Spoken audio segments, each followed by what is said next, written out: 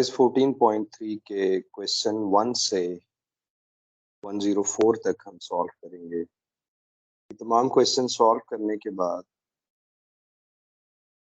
Partial derivative का concept clear हो जाएगा। स्टार्ट करते हैं। क्वेश्चन नंबर 1 से 22 तक क्वेश्चन आसान है। फंक्शन आपको गिवन है। इस फंक्शन का आपने दो डेरिवेटिव फाइंड करने हैं, partial f by partial x, partial f by partial y, और ये आसान है। सिंपली जब आप with respect to x derivative ले रहे हैं तो वाई को आपको कांस्टेंट रखना होगा। इसी तरह partial f by partial y जब फाइंड कर रहे हैं तो with respect to y derivative के लिए आपको एक्स को कांस्टेंट रखना होगा।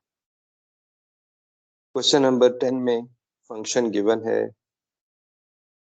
Partial f by partial x find करने के लिए वाई को कांस्टेंट रखना होगा। यहाँ पर u ओवर v का फार्मूला लगेगा जो कि आपने सिंगल वेरिएबल कैलकुलस में सीखा हुआ है। इसको सिंप्लीफाई करना होता है। नेक्स्ट स्टेप में सिंप्लीफाई कर लीजिएगा, हमारे पास partial f by partial x आ जाएगा। Partial f by partial y के लिए क्योंकि हमने एक्स को कांस्टेंट रखना है तो हमें u ओवर v का फार्मूला नहीं अप्लाई करना। यहाँ पर ये x as a constant treat किया जाएगा। इसको हम सॉल्व कर लेंगे, partial f by partial y. अब यहाँ पर हमें पावर फार्मूला अप्लाई करना होगा और x को हमें एज अ कांस्टेंट ट्रीट करना है, तो चेन रूल अप्लाई होगा।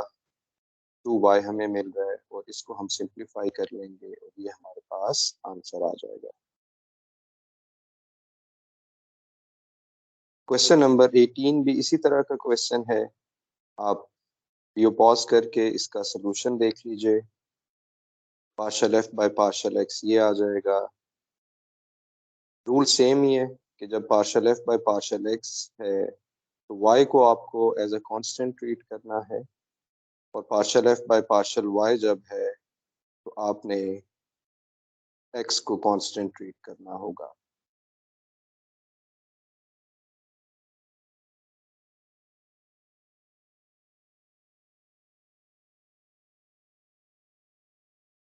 तो partial f by partial y हमें मिल जाएगा।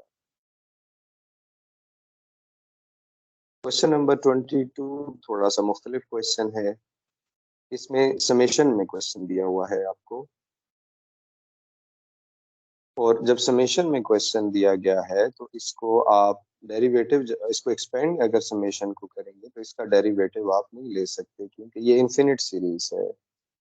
ऐसा अगर क्वेश्चन एग्जाम में आएगा, आपके कोई भी एग्जाम हो रहा है वहां पर अगर ये ऐसा क्वेश्चन आएगा तो पहले आपको याद होगा कि इनफिनिट सीरीज को आपने देखना है कि इसका कोई फार्मूला है, कोई कन्वर्जेंस है या नहीं है। तो हमें क्या करना होगा, सबसे पहले इसको हमें कोई फार्मूला देखना है कि इसका कोई फार्मूला है या नहीं है। तो यहाँ पर आप देख रहे हैं कि हमारे पास एक फार्मूला होता है 1 + x + x² सो ऑन। ये इक्वल होता है 1/1 - x के, जब x मॉड <<1 हो, यानी कि ये सीरीज कन्वर्ज करती है 1/1 - x में। तो यहाँ पर ये जो एक्स वाई है ये x का रोल प्ले कर रहा है, ये x² हो जाएगा। तो ये फार्मूला हमारे पास आ जाएगा। अब पहले आपने एफ ऑफ एक्स वाई को सॉल्व किया है। यहाँ पर सॉल्व करने के बाद हम डेरिवेटिव ले रहे हैं, partial f by partial x find कर रहे हैं। इसको सिंप्लीफाई कर देंगे तो ये हमें आंसर मिल जाएगा। इसी तरह से partial f by partial y अब हमारे लिए आसानी हो गई है क्योंकि फार्मूला हमें मिल चुका है एफ का। हमने सिर्फ डेरिवेटिव लेने हैं, एक्स को एज अ कांस्टेंट ट्रीट करना। क्वेश्चन नंबर 23 से 34 तक तमाम क्वेश्चन में अब आपको तीन डेरिवेटिव लेने हैं, एफ एक्स, एफ वाई और एफ जेड। जिसका मतलब ये है कि वो सिर्फ देखना चाह रहा है इस एक्सरसाइज में, इन क्वेश्चंस में, एक्सरसाइज के इन क्वेश्चंस में, कि आप जब एक्स के मुताबिक डेरिवेटिव लेंगे तो वाई जेड को कांस्टेंट रख के क्या आंसर आएगा, जब f का derivative with respect to y लेंगे तो हमें xz को कांस्टेंट रखना होगा। इसी तरह से जब आप with respect to z derivative लेंगे एक्स वाई को हमें कांस्टेंट रखना होगा। तो इन क्वेश्चन में सिर्फ ये सीखना चाह रहे हैं हम कि अगर इंडिपेंडेंट वेरिएबल्स 3 हो तो फिर हम कैसे डेरिवेटिव लेंगे। तो ये भी आसान क्वेश्चन है, सिर्फ एक्सटेंशन है क्वेश्चन 1 से 22 की। 34 में साइन हाइपरबोलिक फंक्शन गिवन है, f का derivative with respect to x। ये हमें आसान लगता है कि हम f ऑफ x ऐसे लिखें बजाय कि ऐसे लिखें partial f bye partial x। ये थोड़ा सा मतलब स्पेस भी ज्यादा लेता है, इसलिए हम इसको शॉर्ट फॉर्म में लिखते हैं। तो एफ एक्स इस दफा हम लिख रहे हैं एफ एक्स में। अब आपको कॉज हाइपरबोलिक या साइन हाइपरबोलिक ये डेरिवेटिव आपको याद होने चाहिए, इसको काइंडली याद कर लीजिएगा आप। जब हम इसका derivative with respect to x लेंगे तो हमें y को कांस्टेंट ट्रीट करना है। तो आप देख रहे हैं यहाँ थोड़ी सी डिटेल मैंने लिखी है यहाँ पर कि विद रिस्पेक्ट टू x जब यहाँ डेरिवेटिव लेंगे तो आपका y as a constant treat होगा, x का डेरिवेटिव आएगा और z का डेरिवेटिव 0 आ जाएगा। जब डेरिवेटिव लेते हैं तो दूसरा वेरिएबल कांस्टेंट होता है तो वो 0 आंसर आ जाता है। तो एफ एक्स हमें एफ एक्स मिल जाएगा, एफ वाई मिल जाएगा और एफ जेड हमें ये इस तरह से आंसर मिल जाएगा। क्वेश्चन नंबर, बाकी क्वेश्चन एक जैसे हैं तो हम यहाँ थोड़ा टाइम सेव कर लेते हैं और आप बाकी क्वेश्चन को इसी तरह से सॉल्व कर लेंगे एज अ प्रैक्टिस।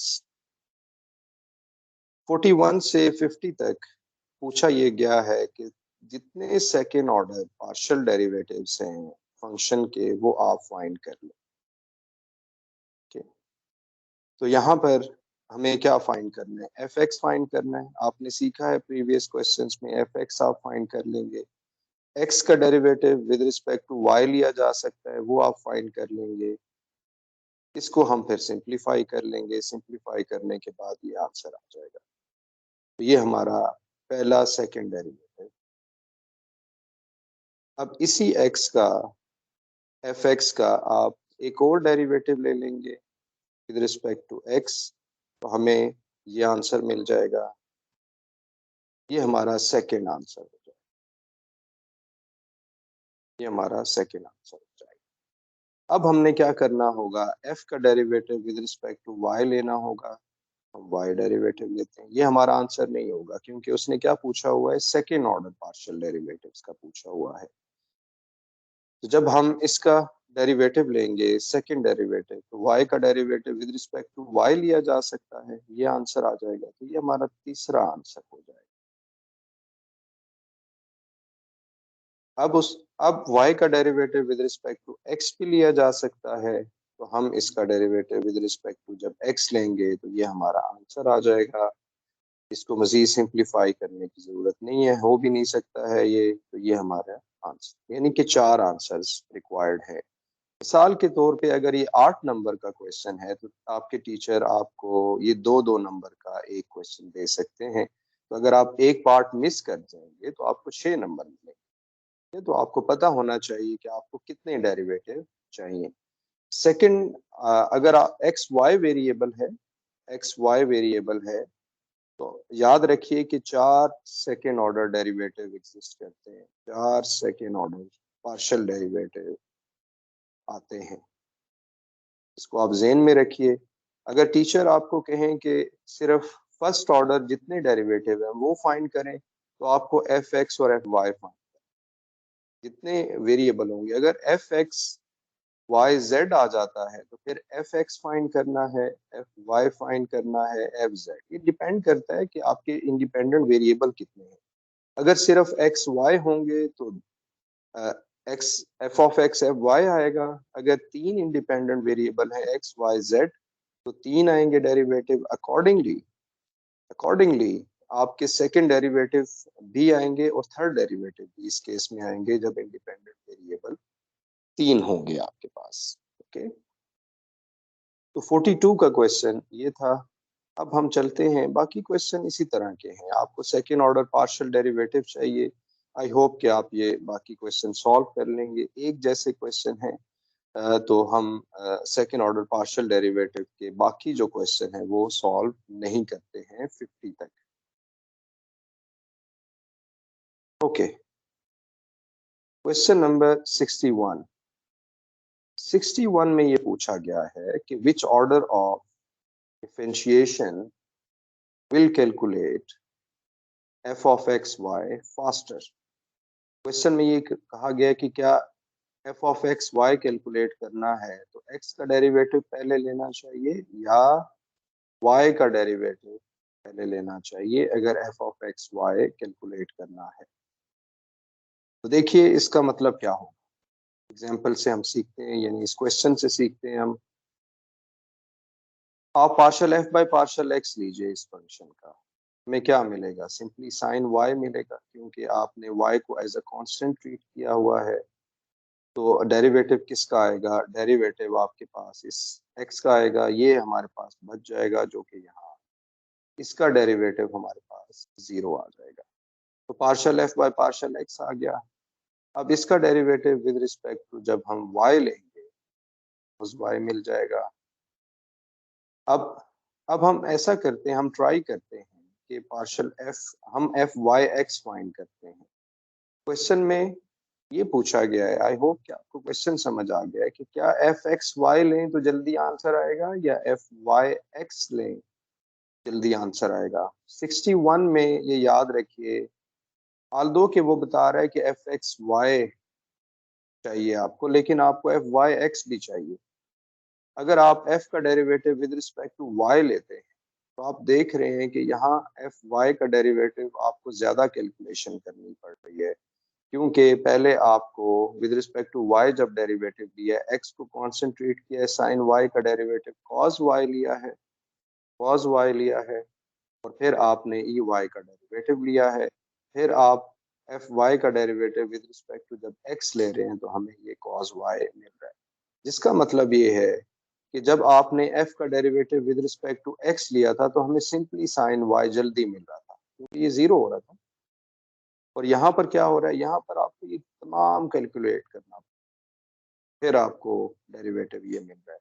इसका मतलब है कि हमें क्या करना होगा, f का डेरिवेटिव x फर्स्ट होगा, एफ एक्स वाई कैलकुलेट करने के लिए x फर्स्ट होगा। मैं इसका शॉर्ट एक आंसर कंक्लूजन लिख रहा हूँ, x first then y derivative, ठीक है। या आप इसे लिख सकते हैं x derivative first then y derivative find करेंगे तो हमें जल्दी आंसर मिल जाएगा। बी केस में भी ऐसा ही हो रहा है, एफ एक्स का डेरिवेटिव ले लीजिए, y का डेरिवेटिव 0, एफ वाई से तो ये बिल्कुल ही 0 हो रहा है, और ये हमारे पास है वाई एक्स 0 है। इस केस में क्या होगा कि y फर्स्ट डेरिवेटिव यानी f, इसका मतलब ये f y फर्स्ट का मतलब ये है कि आपने f का derivative with respect to y पहले लेना है और फिर आपने x का डेरिवेटिव लेना है, क्योंकि यहाँ आल्दो इतना मैटर नहीं करता है, लेकिन एफ वाई 0 हो रहा है तो 0 का डेरिवेटिव वो 0 ही होगा, तो हमें आसानी है इस केस में। बाकी क्वेश्चन आप एफ देख लीजिए, वीडियो पॉज करके आप इसका सोल्यूशन देख लें, खुद से एनालाइज करें कि किसका डेरिवेटिव लें तो आपको जल्दी आंसर मिल रहा होगा। तो यहाँ पर y का डेरिवेटिव पहले लेना होगा, देन x का डेरिवेटिव आप लीजिए, तो आपको जल्दी आंसर मिल जाएगा। आपको याद होगा कि f of x y theory में हमने देखा है वो f ऑफ वाई एक्स के इक्वल होता है जब कुछ कंडीशंस होती हैं f पे, fx पे, fxy वगैरह पे। ये जब कंडीशन फुलफिल हो रही होती हैं तो तब ये इक्वल होते हैं। वो बेसिकली यहाँ यही देखना चाह रहा है कि अगर आपको एफ एक्स वाई इक्वल है एफ वाई एक्स के, तो क्या ये डेरिवेटिव पहले लें इसके इक्वल आएगा, या ये डेरिवेटिव इस ऑर्डर में डेरिवेटिव लें तो ये इसके इक्वल आएगा। ये आइडिया है इसका। क्वेश्चन 62 हमारे पास, ये बड़ा इंटरेस्टिंग क्वेश्चन है। इसमें पूछा गया है कि फिफ्थ ऑर्डर डेरिवेटिव लीजिए और ये 0 है, जो फंक्शन हमें गिवन है ए बी सी वगैरह, यानी ए हमें ये गिवन है, फिर बी गिवन है। अब वो ये पूछ रहा है कि इसका डेरिवेटिव तो जीरो है, यानी कि इसका आंसर हमारे पास जीरो है। X square y cube is zero, ये जीरो है। लेकिन वो कहता है किस ऑर्डर में लें कि जल्दी आंसर ये जीरो आ जाए। ठीक है, किस ऑर्डर में आपने डेरिवेटिव लेना है। तो यहाँ पर अगर आप देखिए एफ, ये ए पार्ट अगर हम सॉल्व कर रहे हैं, सोल्यूशन है एफ वाई अगर डेरिवेटिव लें तो ये मिलेगा, एफ वाई वाई डेरिवेटिव लें तो ये मिलेगा, फिर एफ ट्रिपल वाई लें तो ये हम मिलेगा, और ये आंसर जीरो आएगा। इसका मतलब है कि हमें जीरो किस ऑर्डर में मिल रहा है, हमें मिल रहा है y के तीन डेरिवेटिव पहले आप ले लीजिए 3 टाइम्स, देन x का डेरिवेटिव लें तो हमें ये आंसर जीरो मिल रहा होगा।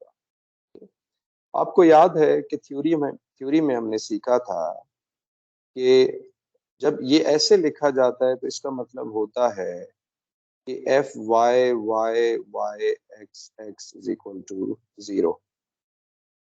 ठीक है, ये हमने सीखा था, इसको मैंने याद करने का तरीका भी आपको थ्योरी में बताया था, आप काइंडली वो वीडियो देख लीजिएगा। तो यहाँ पर वो ये पूछना चाह रहे कि क्या एफ के derivative with respect to x लें फिर वाई लें, या पहले तीन वाई लें फिर डबल एक्स लें, या मुख्तलिफ कॉम्बिनेशन के साथ, तब ये आंसर हमारे पास जीरो आ रहा होगा। बी पार्ट देखिए, एफ का डेरिवेटिव विद रिस्पेक्ट टू पहले वाई लिया है, यानी इसी ऑर्डर में ले रहे जैसा कि उसने डेरिवेटिव पूछा है, फिर फिर डबल वाई आप लेंगे, फिर इसी तरह से ट्रिपल वाई हमारे पास जीरो है, और ये हमारे पास जीरो आ जाएगा। इसका मतलब है कि इसमें भी ऐसा ही हो रहा है कि वाई के तीन डेरिवेटिव लेंगे तब एक्स का डेरिवेटिव लेंगे, आंसर जीरो आ रहा है। यहाँ पर क्या हो रहा है, ये कब जीरो हो रहा है, एफ का derivative with respect to y लें, दो डेरिवेटिव लें, ट्वाइस डेरिवेटिव लेने से, y के दो डेरिवेटिव लेने से आंसर जीरो हो रहा है, फिर आप x के डेरिवेटिव लेंगे तो ये आंसर जीरो आ रहा है। अब डी पार्ट इसलिए मैंने सॉल्व किया था ताकि आपको आइडिया हो जाए कि हर दफा y का डेरिवेटिव पहले नहीं लेना होता है। ठीक? आपके पास f का derivative with respect to x लें, हमें ये मिल जाएगा, इसके फिर दो डेरिवेटिव लेंगे तो जीरो, यानी कि इस केस में क्या हो रहा है कि आपने f को डिफरेंशिएट करना है twice with respect to x first, then with respect to y, यानी y के एफ एक्स एक्स है। अलाउ कितने डेरिवेटिव हैं इस क्वेश्चन में, इस क्वेश्चन में आपको x के दो डेरिवेटिव अलाउड है और y के तीन डेरिवेटिव अलाउड है। x के तीन डेरिवेटिव नहीं लेने, याद रखिए, दो डेरिवेटिव ले लिया आपने, हाल दो कि वो जीरो हो रहा है, फिर तीन डेरिवेटिव लेंगे तो वो जीरो आंसर आ जाएगा। तो ये ऑर्डर इस केस में, डी के केस में इंपॉर्टेंट होगा। अब ये कुछ बड़े इंटरेस्टिंग से क्वेश्चन हैं जिसमें आप डेफिनेशन को अंडरस्टैंड करते हैं 63 से 66 तक। Use the limit definition of partial derivative, compute the partial derivative of the functions at the specified points। 63 से 66 तक ये क्वेश्चन हमने सॉल्व करने, और इनके आंसर हमने कैसे लेकर आने हैं, इनके आंसर हमने बाय डेफिनेशन लेकर आने। यानी कहने का मकसद ये है कि एफ ऑफ एक्स वाई का डेरिवेटिव डायरेक्ट आपने नहीं फाइंड करना है। क्वेश्चन में आप याद रखिए, आप जो भी एग्जाम दे रहे हैं, अगर आपके क्वेश्चन में ये कहा जाए कि partial f by partial x find करें लेकिन बाय डेफिनेशन फाइंड करें, तो आपको बाय डेफिनेशन सॉल्यूशन निकालना होगा। आपको डायरेक्ट इसका डेरिवेटिव इस तरह से नहीं लेना है, एफ ऑफ एक्स वाई माइन ये वाई का वन का डेरिवेटिव जीरो हो जाएगा, एक्स का डेरिवेटिव वन आ जाएगा, ये जीरो हो जाएगा, -6x होगा। ठीक है, तो आपने ये डेरिवेटिव नहीं फाइंड करना है, आपने क्या करना होगा, आपने बाय डेफिनेशन लेकर चलना है। तो इसका मतलब है डेफिनेशन आपको आनी चाहिए। तो ये इसकी डेफिनेशन होती है partial f by partial x की, आप देख लीजिएगा with respect to x derivative अगर आप ले रहे हैं, एक्स में वेरिएशन आता है। इसी तरह से आप क्या करेंगे, यहाँ पर f of x plus h comma y, यहाँ पर ये इसमें x की जगह पे x प्लस एच पुट कर दीजिए और y को एज इट इज रखिए। तो ये हमने यहाँ पर पुट कर दिया है, यहाँ पर ये पुट कर दिया है। एफ ऑफ एक्स वाई को हमें यहाँ ये पुट करना है, ये हम यहाँ पर पुट कर देंगे, ये हम यहाँ पर पुट कर देंगे, इस तरह से आ जाएगा। ओके, फिर उसने ये भी कहा हुआ है, अब ये आपकी अपनी मर्जी है कि इसको सिंप्लीफाई पहले कर लें या पॉइंट इसमें पुट कर दें, क्योंकि पॉइंट भी इसने दिया हुआ है 1 2, ये 1 2 आपके सामने है, ये 1 2 दिया हुआ है। तो x को 1 रखिए, जहां x नजर आ रहा है वहां 1 रखिए, और जहां y नजर आ रहा है वहां पर आप 2 रखिए। तो ये हम जो है यहाँ पर इसको पुट कर देंगे, यहाँ पर पुट कर देंगे। फिर इसको सिंप्लीफाई कर लीजिए, फार्मूला वगैरह अप्लाई कीजिए, लिमिट को साथ लेकर चलना है आपने। इसको आप पुट कर दीजिए, सिंप्लीफाई कर लें, मजीद इसको सिंप्लीफाई कर लें, और ये हमारे पास -13 आंसर आ जाएगा, ये हमारे पास आंसर आ जाएगा। ठीक है, ये चेक, ये हमें आपको तो चेक नहीं करना, अगर एग्जाम में आपके पास आता है आप अपनी सेटिस्फेक्शन के लिए इसको चेक कर सकते हैं कि -13 क्या आंसर आएगा। तो इस केस में क्या कीजिए, एफ का derivative with respect to x ले लें और इसमें 1 2 पुट करें, तो ये -13 ही आ रहा है, यानी कि 3 लाइनों में इसका आंसर आ रहा है। लेकिन बाय डेफिनेशन, ये डेफिनेशन सिखाना चाह रहे हैं कि आप जब बाय डेफिनेशन सॉल्व करते हैं तो क्वेश्चन कैसे सॉल्व होगा। ओके, तो partial f by partial y इसी तरह से है, आप इसको वीडियो पॉज करेंगे, इसी तरह से सॉल्व करेंगे बाय डेफिनेशन। डेफिनेशन एक दफा मैं आपके सामने रख देता हूँ। जब विद रिस्पेक्ट टू वाई है तो आप वाई में वेरिएशन आना चाहिए, जो इसका वाई कंपोनेंट वहां पर वेरिएशन आना चाहिए, वाई प्लस एच होना चाहिए। ठीक है, minus f of x y divided by h, ये हमारे पास आ रहा होगा। इसको सिंप्लीफाई करें और -2 आंसर आएगा। आप डायरेक्ट डेरिवेटिव लेंगे और फिर 1 2 पुट करेंगे तो सेम ही आंसर मिल रहा होगा। तो क्वेश्चन 64 इसी तरह का क्वेश्चन है, बाय डेफिनेशन आपको चलना है, बाय डेफिनेशन आपको चलना है, और फिर आपको इसे सिंप्लीफाई करना है। पॉइंट गिवन होगा एग्जाम में भी और इस क्वेश्चन में भी गिवन है, ये 1 आंसर आ जाएगा। इसको चेक कीजिए तो हमारे पास आंसर 1 ही आ रहा होगा, ये हमने चेक किया हुआ है। तो partial f by partial y find करें और फिर आप इसका सोल्यूशन फाइंड करें। 65 भी इसी तरह से है, आप वीडियो पॉज करके ये सोल्यूशन देख लीजिए और फिर खुद से चेक भी कर लीजिए, ये आपको आंसर मिल जाएगा। 66 बड़ा इंटरेस्टिंग क्वेश्चन है, 66 आपने फाइंड करना है इसका आंसर, ये मैं आपके सामने एक्सप्लेन कर देता हूँ। 66 इसलिए इंटरेस्टिंग क्वेश्चन है क्योंकि ये पीस वाइज फंक्शन है। जब पीस वाइज फंक्शन होता है तो आपको केयरफुली चलना होता है। ठीक है, तो हमारे पास partial f by partial x और partial f by partial y find करना है और हमें बाय डेफिनेशन फाइंड करना है। Partial f by partial x simply कोई बॉदर करने की जरूरत नहीं है, परेशान होने की जरूरत नहीं है।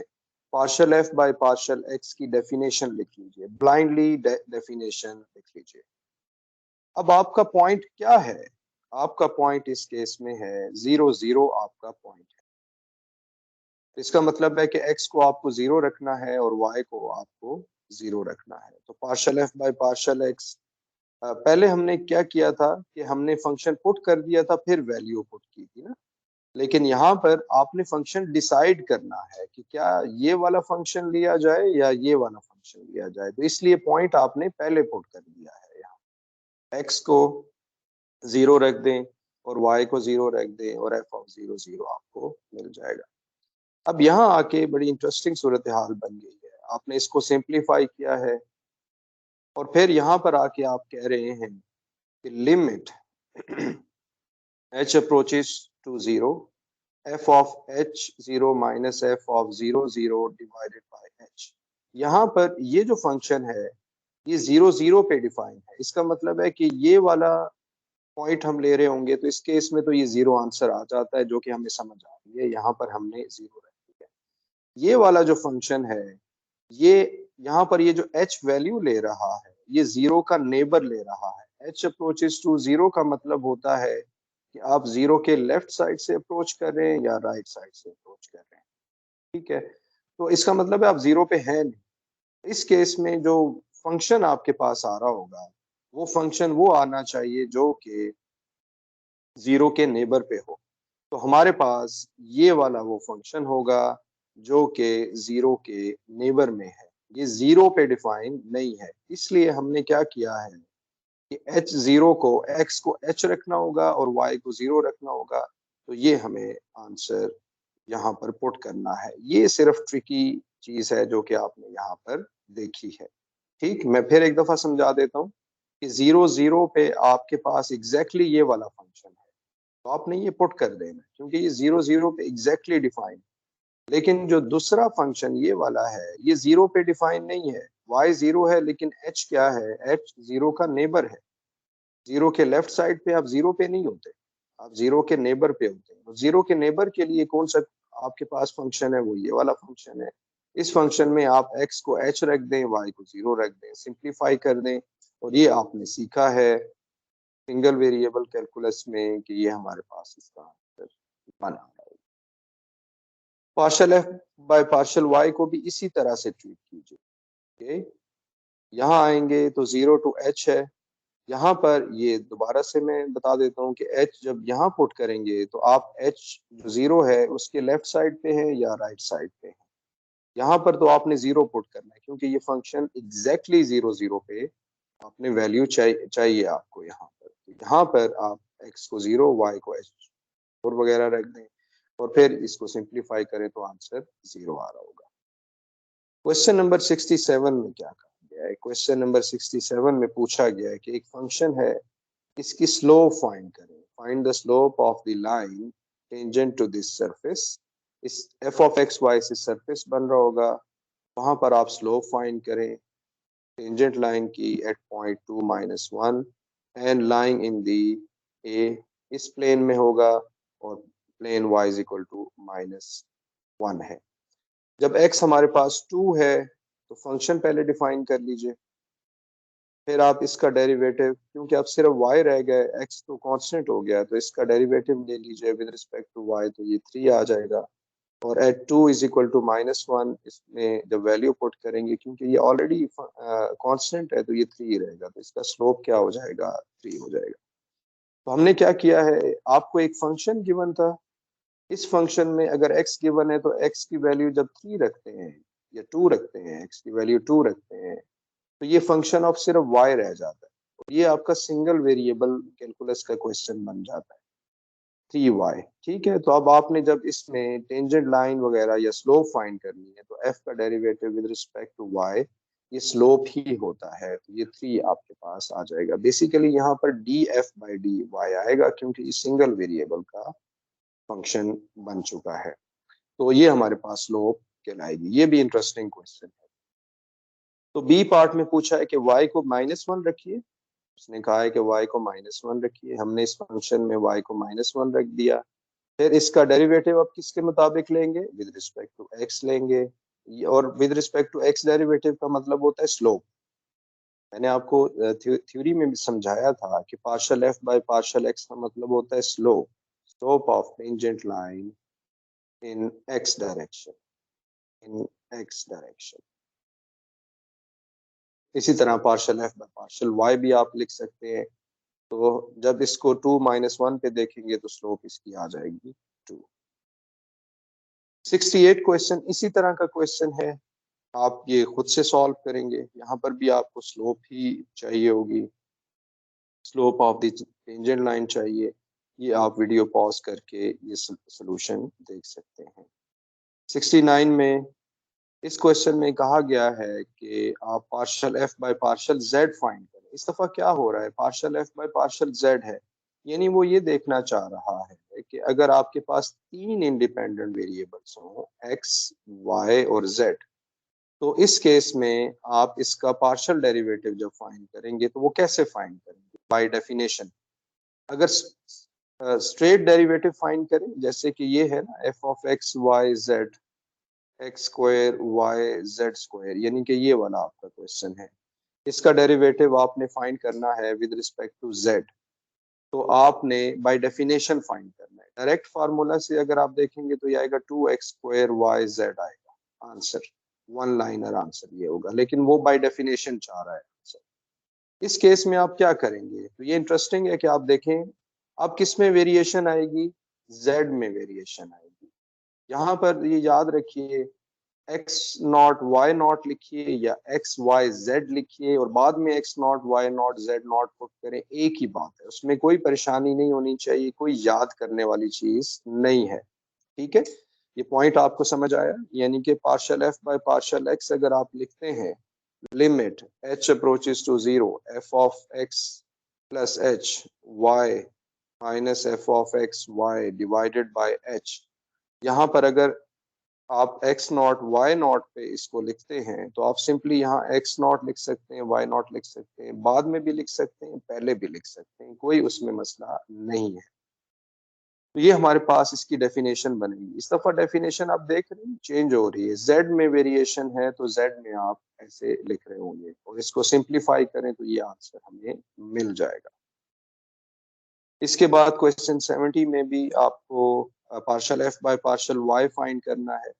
तो इस दफा क्या हो रहा है, वेरिएशन किस में आएगा, y नॉट प्लस एच में, यानी y वेरिएबल में वेरिएशन आएगा, बाकी जो है वो उसी तरह से ही है। वो आप इसको सिंप्लीफाई करेंगे, आपको कहा गया है कि इस पॉइंट पे फाइंड करें, तो जहां ये आपका x नॉट होगा, ये x नॉट होगा, ये y नॉट होगा और ये z नॉट होगा, ये तमाम आप पुट कर देंगे और आपको आंसर 9 मिल जाएगा। आई होप कि आप इसको फॉलो कर रहे हैं। ठीक है, इसको प्रैक्टिस कीजिए, बार बार लिखिए, तो आपको ये समझ आ जाएगा। इसके बाद ये पूछा गया है कि फाइंड अ फंक्शन, ये हमारे पास क्वेश्चन है, फाइंड अ फंक्शन z, एक फंक्शन फाइंड करें जिसके तमाम डेरिवेटिव आर गिवन एज और explain why this is impossible. तो ये हमारे पास एक फॉर एग्जांपल 71 में डेरिवेटिव हमें गिवन और हमें कहा क्या गया है, क्वेश्चन क्या है, इस दफा क्या हो रहा है, पहले आपको फंक्शन दिया जाता था, फॉर एग्जांपल आपको x प्लस वाई दिया जाता था और partial f by partial x आप फाइंड करते थे, वन आंसर आएगा, partial f by partial y one answer आएगा। इस दफा ये कह रहा है कि partial f by partial x मुझसे ले लीजिए और मुझे एफ दे दीजिए। ठीक है, तो अगर डेरिवेटिव गिवन है तो एफ फाइंड करें, ये क्वेश्चन है। इस केस में हम क्या करेंगे कि partial f by partial x हमारे पास है, अब हमने अगर एफ हमें चाहिए तो इसको आप इंटीग्रेट कर देंगे। यहाँ इंपॉर्टेंट चीज ये अंडरस्टैंड करने वाली है कि हमारे पास, आपको याद होगा कि जब आप इंटीग्रेट करते हैं साइन एक्स को तो ये आंसर आता है माइनस कॉस एक्स, एक कांस्टेंट ऑफ इंटीग्रेशन भी लगाते हैं, तो कांस्टेंट ऑफ इंटीग्रेशन लगाते हैं। जब आपके पास विद रिस्पेक्ट टू इसको आप इंटीग्रेट कर रहे हैं, partial f by partial x को with respect to x integrate करना है, तो आपने किसको वाई, किसको कांस्टेंट ट्रीट करना है, y will be treated as constant, y as constant, जिसका मतलब ये होगा कि आपने जो कांस्टेंट ऑफ इंटीग्रेशन निकालना है वो फंक्शन ऑफ y होना चाहिए, क्योंकि आपने y को कांस्टेंट ट्रीट किया हुआ है। सिंगल वेरिएबल कैलकुलस में ऐसा नहीं होता है, वहां पर एक नंबर आता है जो कि कांस्टेंट के तौर पे ट्रीट हो रहा होता है, यहाँ पर एज अ फंक्शन आपने लिखना होगा। ठीक, तो एफ का डेरिव एफ को आपने इंटीग्रेट किया है partial f by partial x को, यानी कि आपने इस सब को यहाँ पर इंटीग्रेट कर दिया है, यहाँ पर इंटीग्रेट कर दिया है। जब इंटीग्रेशन का आंसर लिख रहे हैं तो यहाँ पर y को आपने एज अ कांस्टेंट ट्रीट करना है। अब इसका डेरिवेटिव दोबारा आप लेंगे, ये किस तरह से याद रखेंगे कि एफ का दोबारा, अब देखिए हो क्या रहा है, पहले तो ये अंडरस्टैंड करें, ये जी ऑफ वाई अननोन है जो कि आपको फाइंड करना है, ये जब तक फाइंड नहीं होगा, अब एफ निकल आया, आप ये ना समझिए कि एफ निकल आया है, क्योंकि ये अननोन फंक्शन है, ये हमने बताना है क्वेश्चन में कि ये क्या होगा। तो उसके लिए आप क्या करेंगे कि एफ का derivative with respect to y ले लेंगे, वाई ले लिया, जी का डेरिवेटिव जी डैश आ जाएगा, अब आप देखें गिवन में क्या है, partial f by partial y एक गिवन भी है और एक partial f by partial y आपने इसका डेरिवेटिव लिया है। इन दोनों को इक्वेट कर दें, ये इक्वेट मैंने किया हुआ है यहाँ पर। आप partial f by partial x y देख रहे हैं, 2x³ वाई प्लस 6y हमें मिल रहा है, तो d g by d y हमारे पास इसके इक्वल हो जाएगा क्योंकि ये आपस में कैंसिल हो जाएंगे। अब जी यहाँ से कैसे मिलेगा, आप इसको इंटीग्रेट कर दीजिए। D g by d y को जब आप इंटीग्रेट करेंगे, आई होप कि आप फॉलो कर रहे हैं, d g by d y को इस तरह से आप इंटीग्रेट करेंगे 6y dy, तो ये कैंसिल होके जी मिल जाएगा लेफ्ट साइड पे, राइट साइड पे 6y² बाई 2 और कांस्टेंट ऑफ इंटीग्रेशन आपने लगाना होगा। तो जिसका मतलब है कि जी हमें क्या मिल रहा है, जी हमें ये मिल रहा है। इसको आप क्या कीजिए, इस वन में पुट कर दीजिए। वन में आप देख रहे थे ये जी और वाई अननोन है। अगर आप सिर्फ ये चाहेंगे कि ये आंसर लिख दें तो आपका आंसर ठीक नहीं होगा, आपको ये जी और वाई फाइंड करना है। ओके, तो इसमें आप पुट कर दें और आपके पास फंक्शन क्या आ जाएगा, आपके पास ये फंक्शन आ जाएगा। अब आपका आंसर करेक्ट है, ये हमारा एफ ऑफ एक्स है। इसके आप चेक कर लीजिए कि ये इसके जब डेरिवेटिव लेते हैं तो वही आंसर आता है जो कि क्वेश्चन में उसने दिया हुआ है। ठीक है, इसमें याद रखने की जरूरत नहीं है कि आप partial f by partial x को इंटीग्रेट करें पहले या वाई को इंटीग्रेट करें। अगर वाई को इंटीग्रेट करेंगे तो कांस्टेंट ऑफ इंटीग्रेशन क्या आना चाहिए, फंक्शन ऑफ एक्स आना चाहिए।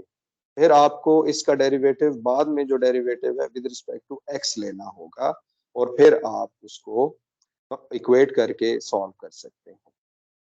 यहाँ पर अब आप देखिए हमने क्या किया है, partial f by partial x को लिख लिया, इसको इंटीग्रेट किया, मैंने थोड़ा डिटेल में लिख दिया है। अब विद रिस्पेक्ट टू, अब इस दफा मैंने क्या किया है आपको समझाने के लिए, दोनों तरह से किया जाता है कि आप, मैंने इक्वेशन 2 को इंटीग्रेट किया है, इससे इक्वेशन 2 को इंटीग्रेट किया और फिर फर्स्ट फंक्शन सेकंड फंक्शन लगाया है, एफ मिल गया है। इस दफा जब with respect to y integrate किया है तो एक्स क्या ट्रीट होगा, एज अ कांस्टेंट ट्रीट होगा। यहाँ पर इसका मतलब है कि हमारे पास फंक्शन ऑफ एक्स आ रहा होगा। ठीक है, इसको उसी तरह से ये मैंने यहाँ कुछ सोल्यूशन किया है क्योंकि यहाँ मुझे फर्स्ट फंक्शन सेकंड फंक्शन वगैरह सब सब्स्टिट्यूशन बाय पार्ट्स इसे करना पड़ रहा है या इंटीग्रेशन बाय पार्ट्स से करना पड़ रहा है। तो ये हम मैंने थोड़ा इसको सॉल्व किया है और फिर इसके बाद आपने इसे इक्वेट कर दिया है partial f by partial x से। ठीक है, आपने इक्वेट किया और जी ऑफ एक्स आपको मिल गया, सॉरी जी ऑफ एक्स आपको मिल जाएगा यहाँ पर। इसको आप उसमें पुट कर दें इक्वेशन में और ये आपका आंसर है। इस केस में 75 में क्या हो रहा है, 75 में ये हो रहा है कि उसने पूछा है कि partial Z bye partial x निकालें। ये इम्प्लिसिट फॉर्म है, ये इम्प्लिसिट इक्वेशन है और इसका partial Z bye partial x लिखना है। ये याद रखिए कि हम इसको कैसे लिख रहे हैं, आप पहले इसे अंडरस्टैंड करें कि z को इस तरह से भी लिखा जा सकता है अगर z अलग हो सकता है, अगर z अलग नहीं हो सकता तो ये इम्प्लिसिट फॉर्म बेसिकली लिखी हुई है। This is an implicit form of, implicit form लिखी है z is equal to f of x y के लिए। ठीक है, यानी कि z डिपेंडेंट वेरिएबल ही होगा यहाँ पर। इसको आप कैसे इंटीग्रेट करेंगे, आप तमाम का यहाँ पर partial by partial z find कर लें। ठीक है, जब partial by partial z find करेंगे तो आपने x को एज अ कांस्टेंट ट्रीट करना होगा with respect, I am sorry, with respect to z हमने नहीं फाइंड, हमने क्या फाइंड करना है, with respect to x, I am sorry, with respect to x integrate करना है। ठीक है, यानी पूछा गया है partial z by partial x आप फाइंड करें, लेकिन आपने इस पूरी इक्वेशन का with respect to x derivative लेना है। With respect to x derivative लेंगे तो हमें क्या मिलेगा, y मिलेगा। फिर हमें जब यहाँ डेरिवेटिव लेना है, देखिए z का डेरिवेटिव आपको चाहिए, z को आपने कांस्टेंट ट्रीट नहीं करना, यहाँ वो रूल ना अप्लाई कीजिएगा कि जैसे partial by partial x find कर रहे हैं तो y z is treated as constant. हमेशा याद रखें जो इंडिपेंडेंट वेरिएबल्स होते हैं वो कांस्टेंट ट्रीट होते हैं।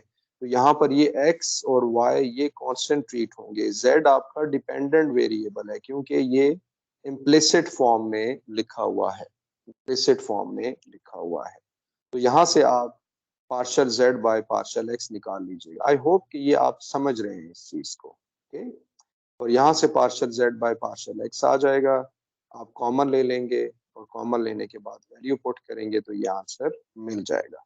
तो यहाँ आके मैं फिर रिपीट कर देता हूँ, यहाँ आके आपको फर्स्ट फंक्शन सेकंड फंक्शन लगाना पड़ेगा, क्योंकि z का भी डेरिवेटिव चाहिए और x को कांस्टेंट रखेंगे, फिर z को क्यूब को कांस्टेंट रखेंगे और x का डेरिवेटिव आपको चाहिए होगा। ओके, तो आपने विद रिस्पेक्ट टू x जब डेरिवेटिव रखना है तो विद रिस्पेक्ट टू y सिर्फ y को कांस्टेंट ट्रीट करना है। z तो हमारे पास डिपेंडेंट वेरिएबल है, डिपेंडेंट वेरिएबल कांस्टेंट नहीं रखा जाता है। okay? तो 76 इसी तरह का क्वेश्चन है, आप इसको देख लीजिएगा खुद ही से। क्वेश्चन 77 में आपको एक ट्राइंगल गिवन है। ऑल्दो कि ये शायद क्वेश्चन आपको सॉल्व ना कराए जाते हों, लेकिन ये आपकी अंडरस्टैंडिंग के लिए अच्छे क्वेश्चन है। ट्राइंगल हमें गिवन है, इसको कहा गया है कि एक्सप्रेस ए, यानी ये जो ए गिवन है, as a function of small a b and c and calculate partial A by partial small a partial A by partial small b. Law of cosine आपको याद रखना होगा, इसको डिफरेंशिएट करेंगे with respect to A, partial A by partial A अलग कर लेंगे, ये आपका आंसर आ जाएगा। ओके, तो आपने यहाँ लॉ ऑफ कोसाइन से स्टार्ट करना, ये आपको याद रखना होगा, क्योंकि आपको डेरिवेटिव इसका चाहिए। अगर कॉज ऑफ बी लिखेंगे तो आपको शायद partial A by partial b नहीं मिलेगा, कि यहाँ बी अगर लिखेंगे law of cosine in terms of b लिखेंगे, आपको पता है कि इसके तीन फार्मूले होते हैं, कॉज ए आता है, कॉज बी आता है, कॉज सी आता है। तो आपने कैसे कॉज ए चूज करना है, आपने कॉज ए ऐसे चूज करना है क्योंकि आपको partial A by partial small a चाहिए, तो ए होगा तो उसका डेरिवेटिव मिलेगा। इसी तरह से partial A by partial b अगर चाहिए तो जाहिर बात है वो भी आप देख लेंगे, तो ये आपके पास आंसर यहाँ पर आया हुआ है। 78 ट्राइंगल गिवन है, यहाँ पर भी इसी तरह से कहा गया है कि partial A by partial b निकालिए। इस केस में आप लॉ ऑफ साइन ये वाला लॉ यूज करेंगे, लॉ ऑफ साइन नहीं होगा, ये रेशो हमारे पास है, लॉ ऑफ साइन ही है, आई am sorry, law of sine है हमारे पास। यहाँ से आप इसको निकाल लेंगे, ये चेक कर लीजिएगा बाय द वे कि ये हमारे पास कौन सा लॉ बनेगा। ठीक है, एक लॉ ऑफ कोसाइन होता है, एक लॉ ऑफ साइन होता है, ये लॉ ऑफ साइन, आप इसे देख लीजिए। इसके बाद 79 express v x in terms of u and y. ये एक्स हमें गिवन है, वाई गिवन है, यानी कि ये हमें इन टर्म्स ऑफ यू और वी गिवन है। एक्स हमारे पास है, वाई हमारे पास है, इसका derivative with respect to x ले लीजिए, इसको सॉल्व कर लें, ये इक्वेशन नंबर 3 बन जाएगी। फिर इक्वेशन 2 डिफरेंशिएट करें, इक्वेशन 2 को विद रिस्पेक्ट टू एक्स, उसको इंटीग्रेट कर लिया। 3 एंड 4 इन ऑर्डर, इसको ऑर्डर में ले आए। फिर आप इसको मल्टीप्लाई करेंगे with this and with this, और फिर इसको सब्ट्रैक्ट करेंगे तो आप देख रहे हैं कि एट द एंड हमें क्या आंसर मिल रहा है। V x partial v by partial x को हमने इन टर्म्स ऑफ किसके लिखना था, partial v by partial x. Question में ये पूछा गया है कि express v of x in terms of u and y, u and y represent करना था। तो ये हमारे पास u and y of the equation, यानी कि u एंड y का मतलब ये है कि हमारे पास राइट साइड पे u नजर आना चाहिए और y नजर आना चाहिए। आपको y तो नहीं नजर आ रहा, y इसलिए नहीं नजर आ रहा क्योंकि ये u natural log of v किसके इक्वल होगा, u natural log of v। वहां से आप y की वैल्यू निकाल के वो यहाँ पुट करेंगे तो ये v x in terms of हमें u और v नजर आ रहा है।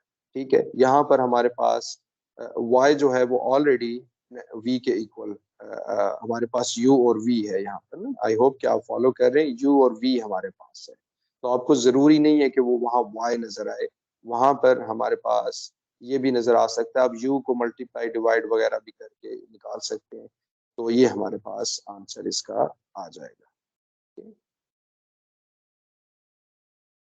आप u से मिसाल के तौर पे इसे मल्टीप्लाई, एक स्टेप हम और कर लेते हैं ताकि कोई आपको कंफ्यूजन ना रहे यहाँ पर।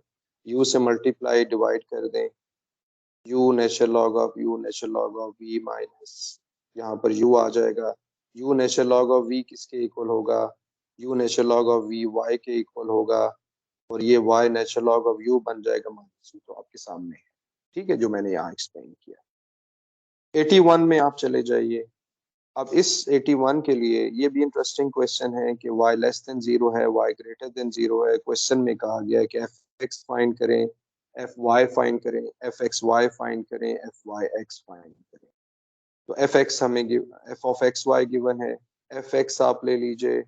जब डेरिवेटिव लेते हैं तो ये इक्वलिटी नहीं रहती, वहां पर ये भी जीरो हो जाएगा विद रिस्पेक्ट टू x, और ये भी जीरो हो जाएगा। तो f ऑफ xy हमारे पास जीरो है फॉर ऑल पॉइंट्स।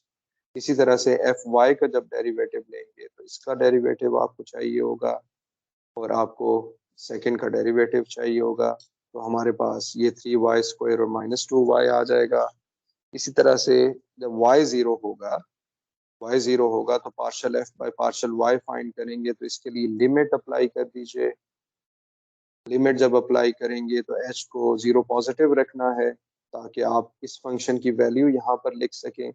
तो ये आ जाएगा h³ डिवाइडेड बाय h, और यहाँ पर ये 0 आ जाएगा क्योंकि h² h बन जाएगा और ये 0 आ जाएगा।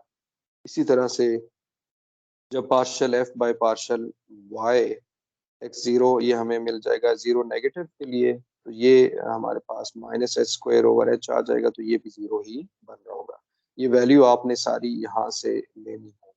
जब h पॉजिटिव है, h 0 पॉजिटिव है तो 0 के राइट साइड पे है, जब 0 नेगेटिव है तो 0 के लेफ्ट साइड पे है। तो ये फंक्शन आपने वहां पर पुट करने हैं। आप देख रहे हैं कि एक जगह पे ये पुट किया है और एक जगह पे ये पुट किया है। 0 पॉजिटिव के लिए आपने h³ पुट किया है और 0 नेगेटिव के लिए -h² पुट किया है। इसी तरह से इसका सेकंड डेरिवेटिव आपको चाहिए, तो x जो ऊपर हमने डेरिवेटिव लिया विद रिस्पेक्ट टू x, उसका derivative with respect to y ले लें, ये 0 आ जाएगा। y का derivative with respect to x ले लें तो ये हमारे पास 0 आ जाएगा। इस तरह से आप इसे सॉल्व करें। तो ये इंटरेस्टिंग क्वेश्चन था। इसमें अगर डेरिवेटिव आपको चाहिए तो डायरेक्ट डेरिवेटिव लें, और फिर अगर आपको y0 पे, क्योंकि आपने क्या y0 हमने क्यों फाइंड किया है, बाय द वे y0 हमने इसलिए फाइंड किया है क्योंकि आप याद रखिए हमने y0 तो पहले यहाँ f ऑफ y तो फाइंड कर लिया, फिर 0 की क्या जरूरत है। वो इसलिए जरूरत है क्योंकि आप ये जो 0 यहाँ गिवन होते हैं ना, ये हमारे पास पॉसिबल पॉइंट्स होते हैं जहां पर मसला आ रहा होता है, इसलिए y0 पे भी हमने चेक करना है इसको, partial f by partial y 0 पे कैसा बिहेव कर रहा है। ओके, इसी तरह से आप क्वेश्चन 82 सॉल्व करेंगे। क्वेश्चन 82 में भी आप ये देख लीजिए, मैंने इसको ऊपर एक्सप्लेन किया है। आपको partial f by partial y derivative की डेफिनेशन लेकर चलेंगे। y0 ये कहाँ से मिल रहा है, क्योंकि आपके पास जो पॉसिबल डिस्को, एक तो हमें क्वेश्चन में भी गिवन है ना partial f by partial y with, जब y 0 रखेंगे तो x आंसर आना चाहिए। जब partial f by partial x derivative लेंगे, x को 0 रखेंगे और y होगा तो -y आंसर आना चाहिए ए पार्ट में। तो partial f by partial x की partial f by partial y और y को 0 रखिए, और यहाँ पर आप y को 0 रख दीजिए। h 0 पॉजिटिव होगा, जैसे मैंने पहले एक्सप्लेन किया। 0 h जब 0 को अप्रोच कर रहा है, इसका मतलब है 0 के राइट साइड पे है, 0 के लेफ्ट साइड पे है। तो पहले राइट हैंड लिमिट देख लेंगे। राइट हैंड लिमिट के लिए हमें फंक्शन डिसाइड करने हैं, वो हम यहाँ पर पुट कर देंगे। एक्स एच 0 पॉजिटिव के लिए क्या होगा, और ये तो 0 हमारे पास आ जाएगा, हमारे पास ये 0 आ जाएगा क्योंकि एक्स वाई जब 0 है तो ये 0 आ रहा है। दूसरे केस में आप वैल्यू पुट कर देंगे, इसको सिंप्लीफाई करें तो हमें ये x मिल जाएगा। लेफ्ट हैंड लिमिट इसी तरह से आप देख लीजिए, ये सारा मैंने यहाँ पर एक्सप्लेन किया हुआ है। आप इसको बाय डेफिनेशन लेकर चलिए, फिर इसको उसी तरह से 0 पॉजिटिव 0 नेगेटिव लेकर चलेंगे, तो ये हमारे पास जो है ये तो 0 आ जाएगा y0 के लिए, और इस तरह से आप इसे सिंप्लीफाई कर लेंगे। Left hand limit, right hand limit, तो आपके पास लेफ्ट हैंड और राइट हैंड के दोनों आंसर -y आ रहे हैं, ये आप फाइंड कर लेंगे। सेकंड डेरिवेटिव जब आपने देखना होगा तो ये आप सेकंड डेरिवेटिव इस तरह से फाइंड करते हैं, 0 0 पे इस तरह से लिखते हैं इसको। पहले हमें इस तरह से डेरिवेटिव लेना है और ये डेरिवेटिव लेंगे तो -1 आंसर आएगा इस ऑर्डर में। ठीक है, ये यहाँ इस तरह से आप डेरिवेटिव लेंगे। इसी तरह से जब आपको partial f by partial y का with respect to x derivative चाहिए और y को आपने 0 रखना है, तो इसको अभी हमने देखा था कि ये x के इक्वल होता है तो ये 1 आ जाएगा।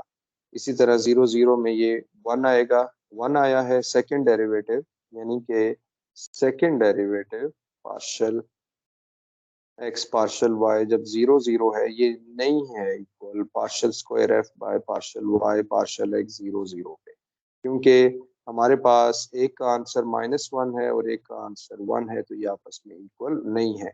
ये प्रोबेबली पहली हमारे पास एग्जांपल है जहां पर f of x y is not equal to f of y x होता है। ये आमतौर पे तब होता है जब आपके पास फंक्शन पीस वाइज गिवन होता है और वो फंक्शन डिसकंटिन्यूअस हो। आगे जो क्वेश्चन है 83 से आगे, इनमें आपको ये इक्वेशन कुछ गिवन है 2 डायमेंशन में और 3 डायमेंशन। आपने सिंपली क्या करना है, इस f को चेक करना है कि क्या ये f अगर आप इसमें पुट करें, इन इक्वेशंस में पुट करें यहाँ पर और यहाँ पर पुट करें, क्या आंसर हमारे पास 0 आ रहा है या नहीं। तो आपने सारे डेरिवेटिव लेने हैं, एफ एक्स ले लीजिए, एफ एक्स एक्स ले लें, एफ वाई वाई ले लें, क्योंकि आपको यहाँ पर एफ एक्स एक्स चाहिए प्लस एफ वाई वाई चाहिए, ये पहले डेरिवेटिव चाहिए, फिर आपको f x x plus f y y plus f z z 0, ये सारे डेरिवेटिव लेंगे तो लेफ्ट हैंड साइड और राइट हैंड साइड को आपने इक्वल प्रूफ करना है। आसान क्वेश्चन है। आप ये ना देखिए कि ये इक्वेशन आई कहाँ से है, ये पीडी है, लेप्लास इक्वेशन हम कहते हैं इसको। फ्यूचर में जब आप कोई कोर्स पढ़ रहे होंगे या आपने पढ़ लिया होगा, कुछ लोगों को पता होगा लेप्लास इक्वेशन का, ये लेप्लास इक्वेशन पीडीज में पार्शियल डिफरेंशियल इक्वेशन में अपीयर होती है। तो आपने सिर्फ यहाँ ये सीखना है कि जो फंक्शन ये गिवन है हमें, क्या ये इसको सेटिस्फाई कर रहा है या नहीं कर रहा, या फाइंड कर लें। यहाँ पर भी इसी तरह से है, 90 भी इसी तरह से है, तमाम आप डेरिवेटिव ले लेंगे। इस दफा हमें वेव इक्वेशन गिवन है और डब्ल्यू हमें ये गिवन है। इस मतबा याद रखिए, चेन रूल वगैरह आप अप्लाई करेंगे। डब्ल्यू का derivative with respect to t 2 derivative चाहिए और डब्ल्यू का derivative with respect to x 2 derivative हमें विद रिस्पेक्ट टू एक्स चाहिए। तो डब्ल्यू एक्स फाइंड कर लें, डब्ल्यू एक्स एक्स आ जाएगा, डब्ल्यू टी फाइंड कर लें, डब्ल्यू टी टी आ जाएगा। लेफ्ट हैंड साइड में पुट कीजिए, ये आंसर होगा, और राइट हैंड साइड में पुट कीजिए, ये आंसर होगा। ये इंटरेस्टिंग क्वेश्चन है, काइंडली इनको सॉल्व कीजिएगा। ये आप एक दफा ट्राई जरूर करें, इससे आपकी अंडरस्टैंडिंग बहुत बेहतर हो जाएगी पार्शियल डेरिवेटिव, और फ्यूचर में भी ये आपको हेल्प करेगा। आप जब फ्यूचर में पार्शियल डिफरेंशियल इक्वेशन देख रहे होंगे या कुछ लोगों ने देख लिया होगा इसको, कि डब्ल्यू एक फंक्शन आपको फाइंड करना होगा इस तरह का, वो आपको सेटिस्फाई कराना होगा, क्योंकि ये इसका सोल्यूशन है बेसिकली। ठीक है, तो इनको आप सॉल्व कीजिएगा। लेफ्ट हैंड साइड में 2 डेरिवेटिव टी के और राइट हैंड साइड में एक्स के दो डेरिवेटिव आप फाइंड करेंगे। 94 इसी तरह से है। 97 में आपको कहा गया है कि डब्ल्यू गिवन है, F is differentiable function of you, यानी इसका डेरिवेटिव ले सकते हैं, और यू ऐसे डिफाइन। तो इसमें कहा यह गया है कि आप इसका डेरिवेटिव डब्ल्यू एक्स फाइंड करेंगे, डब्ल्यू एक्स एक्स फाइंड करेंगे, डब्ल्यू एक्स एक्स आ जाएगा, डब्ल्यू टी फाइंड करेंगे, डब्ल्यू टी टी फाइंड करेंगे। तो ये बेसिकली वो जो वेव इक्वेशन थी, ये उसी के क्वेश्चन है, यानी कि इस वेव इक्वेशन के ये क्वेश्चन है। आपने डब्ल्यू हर तरह का गिवन है, ताकि आप हर तरह का डब्ल्यू फ्यूचर में जब देखें तो उसे आप सॉल्व कर सकें। ठीक है, तो ये सॉल्व कीजिएगा लाजमी क्वेश्चन। इस केस में डब्ल्यू हमें ये गिवन है और हमें इसे वेव इक्वेशन में ही पुट करना है, चेन रूल अप्लाई करना होगा, ये चेन रूल आपने अप्लाई करना है, तो ये सेटिस्फाई कर रहा है। इसके बाद ये एक क्वेश्चन है 98। इसमें कहा गया है कि does a function with continuous first partial derivative throughout an open region have to be continuous, and are give reasons for your answer. By theorem 3 page 818 पे डेल z इस तरह से डिफाइन है डेल्टा जेड हमारे पास ऐसे भी define होता है, दो तरह से डिफाइन होता है, ऐसे भी डिफाइन होता है। एक्स को आप ये डिफाइन कर दें, डेल्टा जेड ये आ जाएगा। इसको इक्वेशन 1 में पुट कर दें, इक्वेशन 1 में पुट कर दिया। इसकी लिमिट ले लें। लिमिट आप कॉन्टिन्यूस शो करना चाह रहे हैं, तो कॉन्टिन्यूस में क्या होता है? कॉन्टिन्यूस में ये होता है कि आप कहते हैं कि x approaches to a, single variable calculus से अगर आपको समझाएं तो ऐसे होता है। तो इसका मतलब है कि आपने लिमिट, ये पहले लिमिट शो करनी होती है, x approaches to a positive, क्या ये लिमिट भी इक्वल है या नहीं है, पहले आपने लिमिट को देखना होता है। तो यहाँ पर भी हम यही काम, हम क्या कर रहे हैं कि limit x y approaches to x y ये आपस में इक्वल होगी, प्लस उस तमाम की आप लिमिट ले रहे हैं।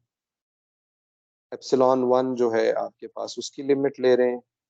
तो आप देख रहे हैं कि ये क्या आ गया, ये आ गया कि हमारे पास limit of the function, limit हमारे पास इस फंक्शन की जो लिमिट है और वैल्यू है ये सेम है। इसका मतलब है कि जो फंक्शन हमने यहाँ पर जनरल हमने लिया है, क्या वो कॉन्टिन्यूस है? तो वो वाकई ही कॉन्टिन्यूस है।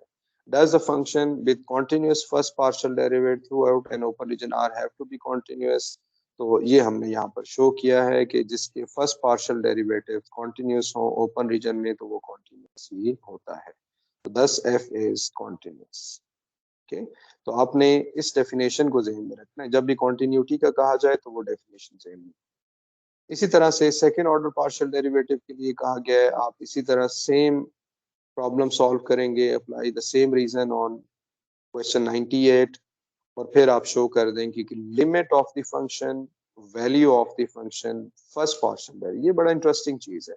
जब आप लिखते हैं ना limit x approaches to a, f of x is equal to f of a, आप इसको ऐसे भी लिख सकते हैं कि एफ डैश क्या कॉन्टिन्यूस है या नहीं, तो f dash x is equal to f dash a होना चाहिए। यहाँ पर यही काम, यहाँ पर ये हो रहा है कि एफ एक्स को देख रहे हैं कि वो कॉन्टिन्यूस है या नहीं है। क्वेश्चन नंबर 100 क्वेश्चन है। हीट इक्वेशन आपको गिवन है, आपने उसी तरह से सेटिस्फाई कराना है किसी फंक्शन को। ये आपका वो फंक्शन है जो आप इसमें पुट करेंगे, यू एक्स टी, इस यू टी ले लीजिए। आपको कौन से यू का मतलब है एफ, ठीक है। यहाँ पर हीट इक्वेशन, यहाँ पर ये जो एफ है, ये जो एफ लिखा हुआ ये यू है, बेसिकली ये हमारे पास यू है। इसको ऐसे लिखना चाहिए, partial you by partial T, partial partial square you bye partial x square. आप इसके डेरिवेटिव लीजिए और इसमें पुट कर दें हीट इक्वेशन में, तो आप देख रहे हैं कि ये सेटिस्फाई कर रहा है। ये इस सूरत में सेटिस्फाई कर रहा है। इसने कहा हुआ कि अल्फा बीटा फाइंड करें कि किसके लिए ये सेटिस्फाई करेगा, यानी यहाँ पर ये अल्फा और ये बीटा आपने फाइंड करना है। तो अल्फा बीटा को अगर ये रखेंगे तो तब ये सेटिस्फाई करेगा। तो ये इंटरेस्टिंग क्वेश्चन है कि अल्फा बीटा ये रखेंगे तब ये सेटिस्फाई होगा, अदरवाइज ये सेटिस्फाई नहीं होगा। ये सारी रीजनिंग मैंने यहाँ पर लिखी हुई है। क्वेश्चन नंबर 101, इसमें ये पहले हम इस तरह का क्वेश्चन कर चुके हैं। फंक्शन हमें गिवन है, आई एम सॉरी, फंक्शन हमें गिवन है, हमें शो करना है एफ ऑफ एक्स 0 0 एग्जिस्ट करते हैं और F is not differentiable eight 0 0। ये तमाम आप पुट कर दीजिए, इसको सॉल्व कीजिए। तो आप देख रहे हैं कि हमने इसको काफ़ी डिटेल में लिमिट इसकी देखी। आप वीडियो पॉज करके इस तमाम का सलूशन देख सकते हैं। लिमिट इसकी एग्जिस्ट नहीं कर रही है क्योंकि ऊपर हमने जो भी सलूशन इसका निकाला है वो आपस में इक्वल नहीं है। बाय डेफिनेशन आपको लेकर चलना होगा और इसको सॉल्व करना होगा। ये पार्शियल एफ पे पार्शियल एक्स आ गया, पार्शियल एफ पे पार्शियल वाई आ गया, फिर एफ ऑफ एक्स आपके पास आ जाएगा। डायरेक्ट डेरिवेटिव जब आप लेंगे, यानी जो फंक्शन गिवन है इसका डायरेक्ट डेरिवेटिव भी आप लेंगे, और 0 0 पे भी चेक कर रहे हैं क्योंकि मैंने जैसे पहले बताया कि अगर गिवन ना हो तो ये जो 0 0 होते हैं आपके क्वेश्चन में, ये जो 0 0 होते हैं ये भी पॉसिबल वो पॉइंट होते हैं जहां पर फंक्शन को मसला हो सकता है। तो ये सारा आप सॉल्व कीजिए। 103 इक्वेशन 103 है, क्वेश्चन 103 है, इसमें ये इक्वेशन गिवन है, केडीवी इक्वेशन कहते हैं इसको। आपको ये जरूरी नहीं है अभी ये जाने, आप सिर्फ ये देखना है कि ये जो फंक्शन यू है क्या ये इसको सेटिस्फाई कर रहा है या नहीं कर रहा। यानी आपको क्या चाहिए, u का derivative with respect to t चाहिए, u के 3 derivative with respect to x चाहिए, और u का derivative with respect to x आप लेफ्ट हैंड साइड में पुट करेंगे तो ये सेटिस्फाई कर रहा होगा। तो ये डिटेल में क्वेश्चन है, आप काइंडली इनको जरूर सॉल्व कीजिएगा, आपकी अंडरस्टैंडिंग बहुत बेहतर हो जाएगी इससे। आखिरी क्वेश्चन है 104 क्वेश्चन है, 104th क्वेश्चन है हमारा। इसमें आपने क्या करना है, आपने ये t गिवन है और ये शो करना है कि t x x plus t y y t cube के इक्वल है, यानी लेफ्ट हैंड साइड लेंगे और राइट हैंड साइड लेंगे, इस t के 2 derivative with respect to x लेंगे और t के 2 derivative with respect to y लेंगे, फिर t का टी क्यूब ले लेंगे, t की पावर 3 ले लेंगे और देखिएगा क्या ये वाकई इक्वल आ रहे हैं या नहीं आ रहे। तो ये वाकई ही इक्वल आ रहे हैं। तो हमने इस एक्सरसाइज को के काफी ज्यादा क्वेश्चन किए हैं, 104 क्वेश्चन किए हैं और टाइम भी काफी ज्यादा लग गया है। काइंडली इनको सॉल्व कीजिएगा, अगर आप अंडरस्टैंड करना चाहते हैं तो ये क्वेश्चन जरूर सॉल्व करें। Thank you for watching.